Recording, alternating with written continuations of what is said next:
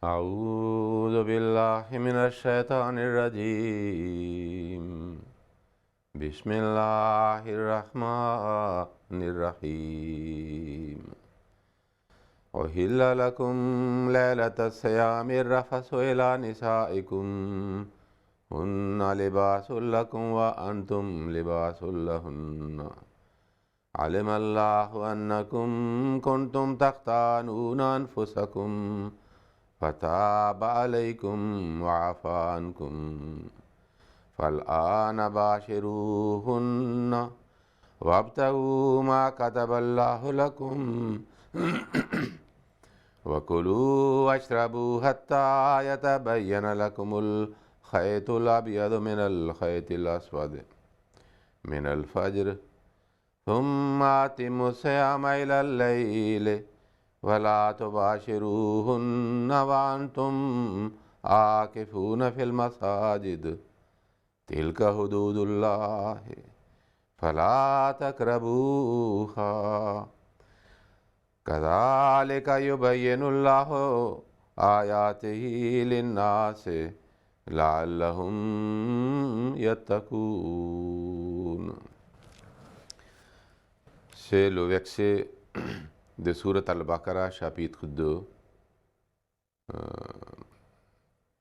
verset 188. La traduction de ce verset est la suivante.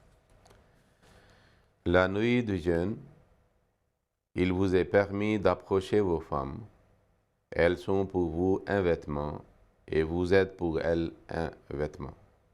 Allah sait que vous vous êtes traités avec injustice, et c'est pourquoi il s'est tourné vers vous avec clémence. Il vous a gracié. Cohabitez donc avec elle à présent, et cherchez ce que Allah a décrété pour vous. Mangez et buvez jusqu'à ce que le fil blanc de l'aube vous deviennent distincts du fil noir de la nuit à l'heure du Fajr. Alors complétez le jeûne jusqu'à la tombée de la nuit et abstenez-vous d'approcher vos femmes pendant que vous êtes en retraite dans la mosquée pour vos dévotions. Voilà les limites fixées par Allah. Ne les approchez donc pas. C'est ainsi qu'Allah explique ses commandements aux hommes afin qu'ils se protègent du mal. Le sujet de Dars d'aujourd'hui est le itikaf, qui est mentionné dans ce verset. Mais il y a une chose, je voulais vous signaler, que ici Dieu dit que maintenant Allah vous a gracié et vous pouvez vous approcher de vos femmes pendant le mois de Ramadan, durant la nuit. Et il avait dit que avant, vous vous êtes traité avec injustice. Cela signifie que les enseignements de Saint-Coran ou des paroles de Saint-Prophète sallallahu et ses conseils pour la bénédiction du mois de Ramadan ont tellement, c'est-à-dire, eu des effets sur ses compagnons rizwanullah alayhim, que certains ont cessé de s'approcher de leurs épouses, même durant la nuit du mois de Ramadan. Mais parce qu'ils ont pensé que comme pendant la journée, c'est-à-dire nous ne faisons pas des relations conjugales, alors à cause de Ramadan, la nuit aussi c'est comme ça. Mais Allah a dit que non, pendant la nuit vous pouvez le faire. Oui, seulement si vous êtes dans les itikaf, quand vous faites une retraite quelconque dans les derniers 10 jours et 10 nuits de Ramadan, à ce moment-là, c'est-à-dire vous ne pouvez pas, c'est-à-dire que vous approchez de vos femmes. Comme nous avions appris lors de l'étude d'un discours très très éloquent et très très bénéfique de Saint-Prophète sallallahu alayhi wa sallam concernant le Ramadan, qu'il faisait même la veille de Ramadan, le commencement de Ramadan, pour sensibiliser et pour apprendre, enseigner les compagnons de Saint-Prophète, pour les activer, afin qu'ils puissent bien se préparer pour tirer le bénéfice maximum de mois béni de Ramadan. Dans ce discours, le Saint-Prophète sallallahu alayhi wa sallam avait mentionné qu'il y a 3 périodes. Il a divisé le Ramadan en 3, à chaque période de 10 jours. Et il avait mentionné particulièrement le dernier, c'est-à-dire 10 jours de Ramadan, dans lequel il y a une nuit. Alors, selon ces enseignements de Saint-Coran et la pratique de Saint-Prophète sallallahu alayhi wa sallam, ces 10 jours sont beaucoup plus importants, même si le Ramadan entier est important en ce qui concerne cette bénédiction, c'est-à-dire multipliée. Mais les 10 jours sont beaucoup plus importants pour les fidèles, parce qu'après, le Ramadan sera fini. Alors, le Saint-Prophète sallallahu alayhi wa sallam aussi donnait une importance particulière, et ses compagnons aussi, et ses épouses aussi. Hadrat Aïcha radhiyallahu ta'ala anha rapporte, il dit que Kana Nabi sallallahu alayhi wa sallam, idha dakhala al-ashra, shadda mizarahu wa ahya laylahu wa akaza ahlahu. C'est Bukhari Kitab al-Sawm. Hadrat Aïcha radhiyallahu ta'ala anha rapporte que lorsque le Saint-Prophète sallallahu alayhi wa sallam entrait dans les derniers 10 jours de Ramadan, Shadda Mizarahu, il intensifiait ses efforts. Il renforçait, c'est-à-dire ses activités de Ramadan, et intensifiait, c'est-à-dire ses actes d'adoration. Parce qu'il savait très bien, comme il aimait beaucoup le mois de Ramadan, qui est le mois béni, comme nous savons très bien, s'il reste quelques jours pour la séparation, pour dire au revoir à quelqu'un, et nous aimons cette personne, alors on commence à faire beaucoup d'efforts en sa service. Et comme le Messie premier a dit qu'il faut considérer le mois de Ramadan comme un visiteur de Dieu chez vous. Et lorsque notre bien-aimé devient notre visiteur, alors nous aussi faisons des préparations extraordinaires avec tout notre amour et affection. Et le moment de départ s'approche, et alors notre inquiétude et souci aussi s'augmentent, que nous essayons de faire tout ce que nous pouvons faire encore de service et honneur pour notre bien-aimé visiteur. Et un croyant aime plus le visiteur de Dieu que les autres visiteurs. Donc Ramadan est aussi, comme le Messie premier a dit, un visiteur divin. Et lorsqu'il reste seulement 10 jours pour son départ, alors on essaye d'intensifier les actes de service qui sont propres au mois de Ramadan. C'est pour ça que le Saint-Prophète sallallahu alayhi wa sallam, malgré que pendant la vie ordinaire, générale, lui-même il faisait les actes d'adoration, les nawafel, les prières optionnelles lui-même, mais il ne mettait pas accent pour les autres, les membres de sa famille. Mais Hadrat Aïcha radhiyallahu ta'ala a dit que lorsqu'il entrait dans les 10 derniers jours, pas seulement lui-même a commencé à faire des efforts extraordinaires, plus qu'il faisait pendant les 20 jours précédents du mois de Ramadan, mais il a dit wa ahya laylahu, il a encore animé, c'est-à-dire ses nuits, ses activités, c'est-à-dire intensifiées. Et akada ahlahu, il réveillait aussi les membres de sa famille, ses épouses et les autres membres de famille qui étaient avec lui, afin qu'ils puissent aussi, c'est-à-dire tirer les bénéfices et les bénédictions de jour qu'il reste de mois de Ramadan.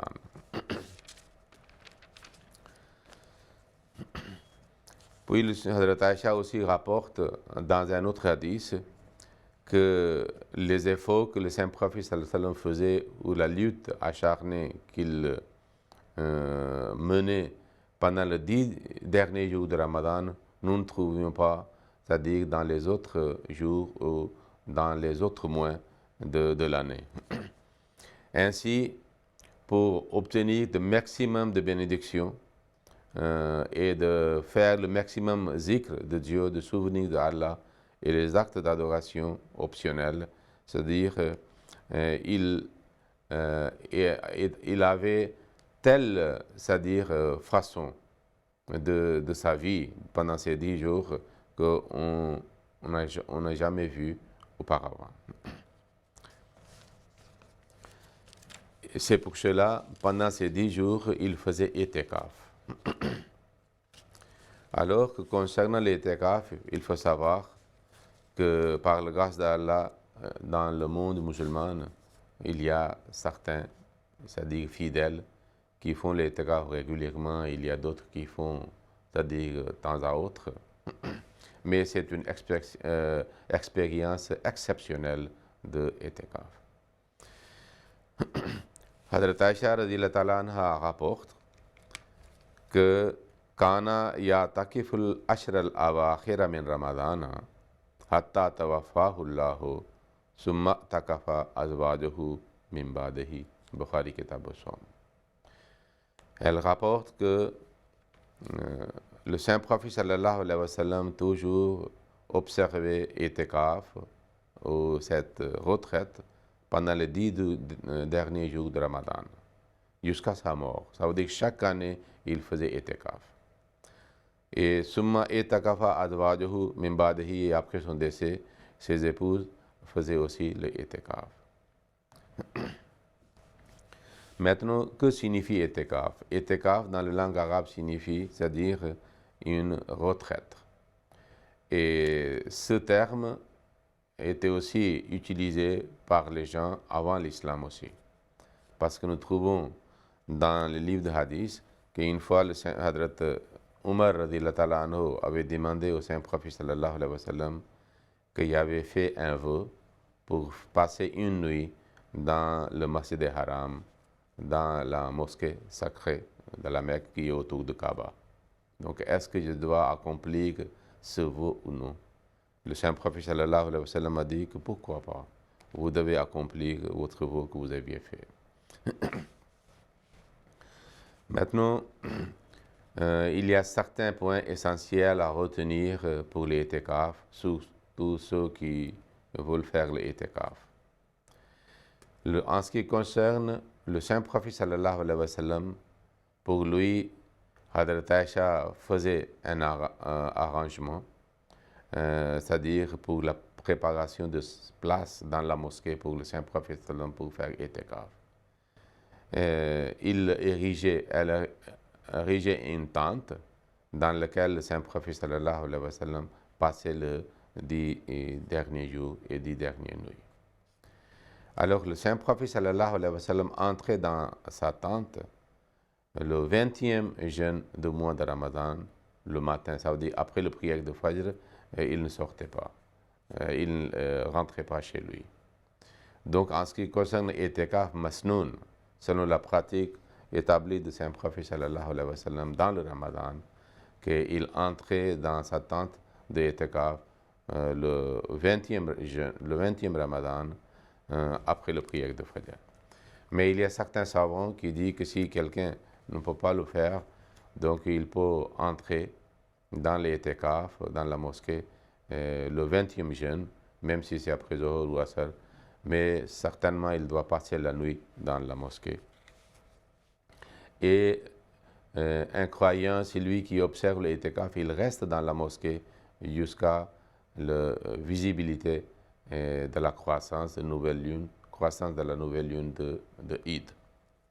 Ainsi, il est possible que des fois il y a 10 nuits, des fois il y a 11 nuits de Ramadan qu'il passe dans la mosquée en itikaf. Mais il faut savoir aussi une chose très intéressante, que la première année, lorsque Ramadan était prescrit, Le saint prophète sallallahu alayhi wa sallam avait fait l'itikaf dans le 12e des jours. Mais durant cela, le saint prophète sallallahu alayhi wa sallam a été montré que Laylatul Qadr est pendant les 10 derniers jours et 10 dernières nuits. Alors il a dit à ses compagnons, Rizwanullah alayhim, que vous faites l'itikaf de 10 derniers jours de Ramadan. Et lui-même, il a aussi fait. Donc ainsi, il a fait, c'est-à-dire 20 jours de itikaf. Après cela, chaque fois, chaque année, dans les 10 derniers jours de Ramadan, il faisait itikaf. À l'exception d'une fois, c'est d'un Ramadan. Et pourquoi il a fait ça, c'est aussi très intéressant à savoir. Que le saint prophète sallallahu alayhi wa sallam, sa tante a été préparée par Aïcha, radhiyallahu anha, et Aïcha a demandé au saint prophète sallallahu alayhi wa sallam aussi de le permettre de faire l'itikaf. Le saint prophète sallallahu alayhi wa sallam lui a permis. Alors il a fait sa tante aussi. En voyant cette tante, Hadrat Hafsa a demandé à Aïcha, deuxième épouse, fille de Hadrat Omar, radhiyallahu anhu, elle a dit que ok, vous pouvez le faire. Puis Zainab a aussi érigé sa tante pour le faire l'itikaf et les autres femmes. Quand le saint prophète est sorti, alors il a dit, c'est quoi cette tente? Il a dit, cette tente est pour Aïcha, celle-ci pour Hafsa, celle-ci pour Zainab et celle-ci pour les autres. Le saint prophète a dit, est-ce que vous pensez que c'est un bien, c'est du bien? Alors arrachez cette tente. C'est-à-dire démonter les tentes. Et le saint prophète a aussi dit de démonter ma tente aussi. Et personne n'a fait l'itikaf cette année. Parce qu'il voulait dire, c'est-à-dire en voyant quelqu'un d'autre seulement, vous faites quelque chose parce que vous avez une rivalité entre les épouses, entre les femmes d'épouses de saint prophète, parce que c'était rival. Alors le saint prophète aussi lui-même, il n'a pas fait cette année, pour leur donner une leçon qu'il faut faire le bien pour obtenir le plaisir de Dieu, pour Dieu, pas en voyant l'un l'autre en rivalité. Et puis, mais le saint prophète cette année avait fait dans le premier des jours de Shawwal, ainsi elle a complété que l'itikaf, il a fait chaque année. On doit essayer de faire l'itikaf dans la mosquée qui est mosquée centrale, jamais mosquée dans laquelle il y a le Juma aussi. Mais au moins, il y a les 5 prières quotidiennes en congrégation. Okay? Pour les femmes peuvent faire aussi l'itikaf chez elles. S'il n'y a pas un arrangement approprié dans la mosquée, elle peut le faire. Mais l'homme doit faire dans la mosquée. Et s'il ne fait pas dans la mosquée centrale où il n'y a pas le Juma, il peut aller pour faire le Juma dans l'autre mosquée. Et il peut visiter aussi des fois le Mala, c'est aussi permis. Et pour les besoins naturels, il peut sortir de la mosquée s'il n'y a pas dans le ceinture de la mosquée, c'est-à-dire où attacher les salles de bain, les douches ou les toilettes, il peut aller. S'il y a un problème, des fois, il peut aller chez lui aussi si ce n'est pas loin de la mosquée. Mais la plupart du temps, on doit passer dans la mosquée. Et Hadrat Aïcha, des fois, il venait, il peignait les cheveux de saint prophète sallallahu alayhi wa sallam. Une fois, Hadrat Safia était venue pour rencontrer, comme elle habitait très loin. Alors le saint prophète sallam est allé l'accompagner jusqu'à chez elle. Il est sorti. On peut visiter le malade aussi, des fois, il y a certains qui disent ça. Maintenant, le saint prophète, c'est-à-dire, le saint prophète sallam a dit que quand quelqu'un fait l'itikaf, au moins il a des bénédictions que le moment qu'il passe dans la mosquée, il ne fait pas le péché et les mauvaises choses. Et ainsi, elle est protégée. Et puis, au moins, il fait beaucoup de bonnes choses dans la mosquée. Mais les biens qu'il pouvait faire hors de la mosquée, alors elle est aussi récompensée. Parce qu'à cause des itikaf, il n'a pas pu faire certains services sociaux. Donc, il sera récompensé de ces choses, malgré qu'il n'en peut pas faire. Alors maintenant, nous sommes dans la maison d'Allah, dans l'itikaf. Nous devons essayer de passer maximum de notre temps dans les actes d'adoration. Oui, concernant les femmes, il faut savoir que si ces règles commencent au cours de l'itikaf, tout de suite, elle doit quitter la mosquée. Et si quelqu'un doit prendre obligatoirement la douche, aussi elle doit quitter la mosquée pour faire la douche et puis il revient. Maintenant, Elle doit essayer d'être régulière dans les 5 prières, c'est sous-entendu, mais faire les prières optionnelles beaucoup. Par exemple, à part la prière de Tahajjud, même s'il fait la prière de Tarawih, mais il doit faire la prière de Tahajjud. Les Nawafil, avant certaines prières qu'on peut faire, et après les autres prières, on peut le faire. Dodo Nawafil, par exemple, avant Asr, après Maghrib, avant Maghrib. Ok. Il y a une autre prière qui est l'Ishraq ou de Zuha. Quand le soleil est un peu élevé, à ce moment-là, on fait 4 rakats. Et dans le Doha, on fait 8 rakats aussi. Okay? Et ce sont les prières. À part cela, nous devons, quand nous faisons les prières optionnelles, on peut prolonger le recours et le sujoud en faisant beaucoup de supplications que nous avons appris, supplications du Saint-Prophète sallallahu alayhi wa sallam. Et nous pouvons au moins nous exprimer nos propres langues, dans notre propre langue, nos douleurs, nos détresses, nos afflictions, à proximité. Nous pouvons, c'est-à-dire demander pardon de nos péchés que nous avions déjà faits. Et istighfar, on peut faire de route sharif, salat ala nabi, Allahumma salli ala Muhammadin, Allahumma barik ala Muhammadin. On peut faire les autres zikrs que nous avons déjà appris. Il y a des prières, les livres des prières. On peut étudier ces livres aussi en faisant. Il y a beaucoup de prières de Saint-Courant. Pour les Ahmadis, il y a des prières de centenaires que chaque Ahmadi, presque chaque Ahmadi a mémorisé ses prières. Il peut répéter centaines de fois ses prières, mais tout en réfléchissant, en faisant une méditation aussi de notre propre état, ce que nous faisions dans la vie avant et nous ne devions pas le faire, mais nous faisions. Et il y a beaucoup de choses que l'homme, un croyant, doit faire, mais il ne fait pas. Alors qu'il doit faire une détermination auprès d'Allah, une résolution, en pleurant, en versant des larmes auprès d'Allah, avec un regret, avec une ardeur, avec une passion, avec des sanglots auprès d'Allah, comme le Saint-Prophète sallallahu alayhi wa sallam faisait, comme le Messie premier alayhi salam et ses khulafas font des supplications auprès d'Allah.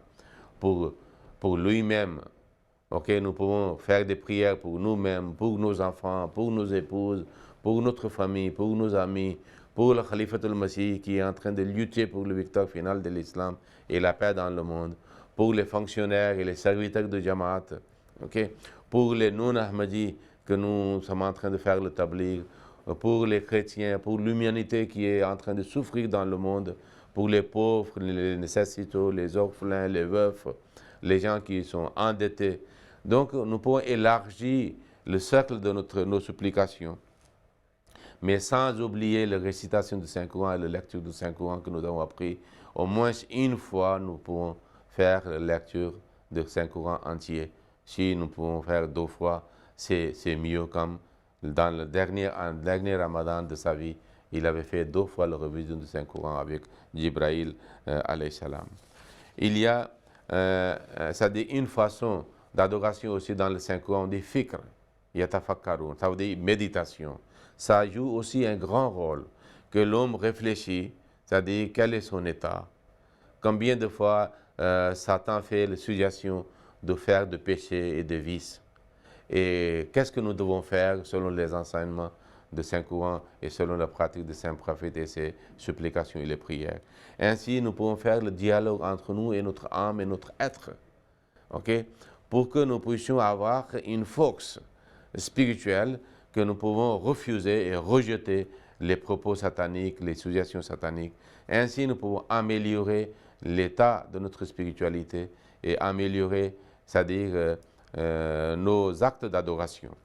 Et puis, il y a une autre chose très essentielle à tenir à compte. Et que des fois, il y a des gens, parce qu'il y a 3-4 personnes, s'ils font itikaf, des fois, on perd beaucoup de temps en faisant des dialogues, en parlant, en se bavardant. Okay, des fois, ils relatent des blagues aussi, et des fois, ils font des querelles et des disputes entre eux aussi. Nous devons éviter toutes ces choses-là, et maximum de temps, nous devons passer dans les actes d'adoration que je viens de mentionner. Maintenant, c'est l'époque où nous avons des portables. Il y a certains qui amènent leur portable aussi avec eux dans la mosquée pour les itikaf. Et des fois, ils font des correspondances avec le message, ou c'est-à-dire vocal ou message écrit. Et des fois, ils téléphonent aussi aux autres, même s'ils sortent de la mosquée. Toutes ces choses-là doivent être considérées comme des choses banales. Une fois, nous avons décidé de nous couper c'est-à-dire avec le monde, pourquoi pas rester fidèle à cette détermination et la résolution. Et nous pouvons concentrer avec toute notre force pour Allah, que nous sentons et nous réalisons que le premier jour de Etekaf, notre état était, et le dernier jour n'est pas le même état, c'est beaucoup plus élevé, beaucoup plus concentré, beaucoup plus dévoué et beaucoup plus amélioré. C'est ainsi que nous pouvons tirer maximum de bénéfices et de bénédictions de 10 jours de Etekaf que nous avons fait dans la mosquée. Que Allah exauce notre Etekaf, ce que nous faisons. Nous devons aussi faire cette prière. Oh Allah, nous avons pu faire selon votre, c'est-à-dire grâce et clémence, exaucer et accepter ce que nous avons fait. Et l'année prochaine, nous voulons, c'est-à-dire faire davantage des actes d'adoration dans le mois de Ramadan. Qu'Allah accepte nos actes d'adoration.